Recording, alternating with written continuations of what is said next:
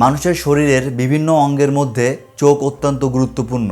কোনো ব্যক্তি যদি অন্য কোনো ব্যক্তির দুটি চোখ নষ্ট করে দেয় অথবা দুটি চোখ উপড়ে ফেলে, তাহলে আইনে তার জন্য বড় ধরনের শাস্তির বিধান রয়েছে। আজকে আলোচনা করব কোনো অ্যাসিড জাতীয় পদার্থের মাধ্যমে কেউ যদি অন্য কোনো ব্যক্তির দুটি চোখ নষ্ট করে দেয় অথবা দুটি চোখ উপড়ে ফেলে, তাহলে এই অপরাধের জন্য উক্ত ব্যক্তির কী ধরনের শাস্তি হবে। দৈনন্দিন মানুষের জীবনের সাথে সম্পর্কযুক্ত এমন প্রয়োজনীয় আইন সম্পর্কে জানতে আমার চ্যানেলটি সাবস্ক্রাইব অথবা ফলো করে রাখতে পারেন।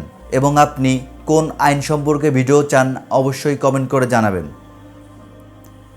দণ্ডবিধি 1860 সালের 326-এর ক ধারায় ইচ্ছাকৃতভাবে দুটি চোখ উপড়ে ফেলা বা অ্যাসিড জাতীয় পদার্থের মাধ্যমে দুটি চোখ নষ্ট করা বা মুখমণ্ডল বা মস্তক অর্থাৎ মাথা অ্যাসিড দ্বারা বিকৃত করার শাস্তি সম্পর্কে আলোচনা করা হয়েছে।